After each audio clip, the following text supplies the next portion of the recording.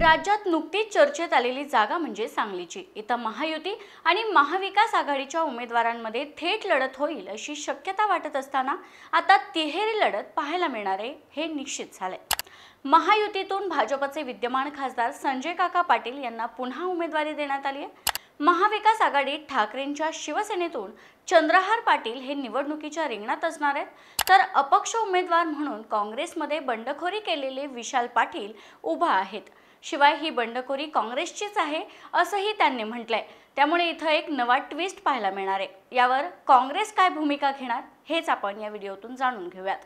नमस्कार, मी प्रतीक्षा नानावरे आणि तुम्ही पाहताय फॉर द पीपल न्यूज। व्हिडिओला सुरुवात करण्यापूर्वी आपण फॉर द पीपल न्यूजला सबस्क्राइब, लाईक व फॉलो करा।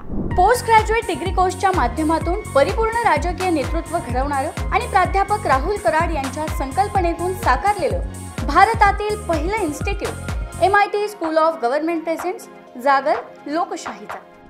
महाविकास आघाडीत धक्कातंत्र वापरत शिवसेना उद्धव बाळासाहेब ठाकरे पक्षाने सांगली लोकसभा मतदारसंघ आपल्या पदरात पाडून घेतला। खरं तर खेचून आणला असं म्हटलं तरी वावगं ठरणार नाही। इथून डबल महाराष्ट्र केसरी चंद्रहार पाटील यांचे लोकसभा लढवण्याचे स्वप्न साकार झाले। खरं तर या जागेसाठी काँग्रेस आग्रही होती। महाविकास आघाडीमध्ये काँग्रेसकडून राज्याचे माजी मुख्यमंत्री वसंतदादा पाटील यांचे नातू विशाल पाटील यांनी उमेदवारीची मागणीही केली होती। मात्र महाविकास आघाडीच्या जागा वाटपात सांगलीची जागा ही ठाकरेंच्या शिवसेनेला गेली। विशाल पाटील गेली 2 वर्ष लोकसभेसाठी प्रयत्नशील होते। काँग्रेसचे नेते माजी राज्यमंत्री आमदार डॉक्टर विश्वजित कदम यांच्या नेतृत्वाखाली लोकसभेसाठी जोमाने तयारी करत असताना अचानकपणे ठाकरेंच्या शिवसेनेतून नुकताच पक्षप्रवेश केलेल्या पैलवान पाटील यांना उमेदवारी जाहीर केल्यामुळे अर्थातच काँग्रेसमध्ये नाराजीचा सूर उमटला। त्यानंतर या जागा वाटपाचा फेरविचार होऊन सांगलीत पुन्हा काँग्रेसला संधी मिळेल या आशेवर विशाल पाटील होते। मात्र शिवसेनेने फेरविचार टाळून त्यांनी आपलीच उमेदवारी कायम ठेवली। त्यानंतर महाविकास आघाडीतील काँग्रेस नेत्यांचा दबाव झुगारत विशाल पाटील यांनी लोकसभा निवडणूक अपक्ष म्हणून लढवण्याचा निर्णय घेतला। त्यांच्या या निर्णयानंतर विशाल पाटील यांनी निवडणुकीतून माघार घ्यावी यासाठी काँग्रेसने अखेरच्या क्षणापर्यंत प्रयत्न केले।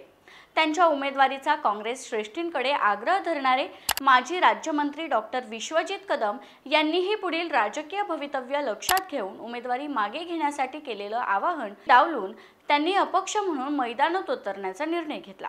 शिवाय विशाल पाटील यांनी अपक्ष उमेदवारी मागे घेऊन मवियाचे पैलवान पाटील यांना पाठिंबा द्यावा यासाठी राजकीय दबाव टाकण्याचे प्रयत्नही झाले। मात्र कार्यकर्त्यांच्या आग्रहाखातर पाटील यांनी आपली अपक्ष उमेदवारी कायम ठेवली। सैन्य आणि क्रीडा क्षेत्रात करिअर करायचे? नेताजी सुभाषचंद्र बोस सैनिकी निवासी शाळा पुणे।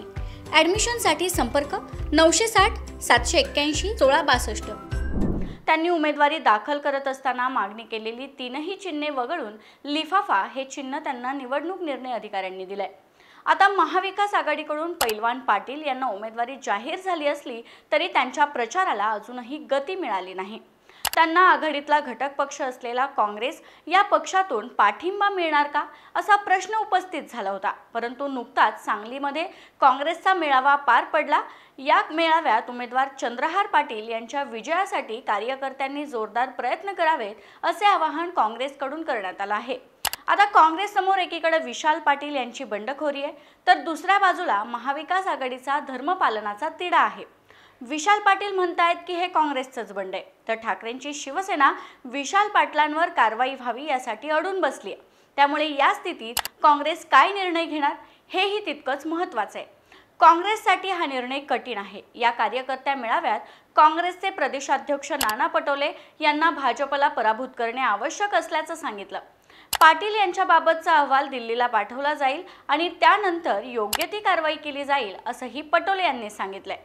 आमदार विश्वजित कदम यांनी काँग्रेस एकसंध करत विशाल पाटील यांचे नेतृत्व केलं होतं। त्यांच्यासाठी ते मुंबई दिल्लीला गेले, मात्र त्यांना उमेदवारी मिळवण्यात अपयश आलं। आता विशाल पाटील यांच्या बंडात त्यांच्यामध्ये त्यांना मध्ये सोडून जाणं विश्वजित कदम यांना कठीण आहे। त्याचवेळी पक्षाचं धोरण देखील तेवढंच महत्त्वाचं आहे। या कोंडीतून ते कसा मार्ग काढतात? पैलवान चंद्रहार पाटलांना या निवडणुकीसाठी काँग्रेसचा किती आणि कसा पाठिंबा मिळणार हेही पाहणं महत्त्वाचं आहे। तुम्हाला याविषयी काय वाटतं? तुमचं मत खाली दिलेल्या कमेंट बॉक्समध्ये कळवा। व्हिडिओ आवडला असेल तर लाईक करा आणि अशाच आणखी नवनवीन व्हिडिओसाठी फॉर द पीपल न्यूजला सबस्क्राईब करायला विसरू नका। धन्यवाद।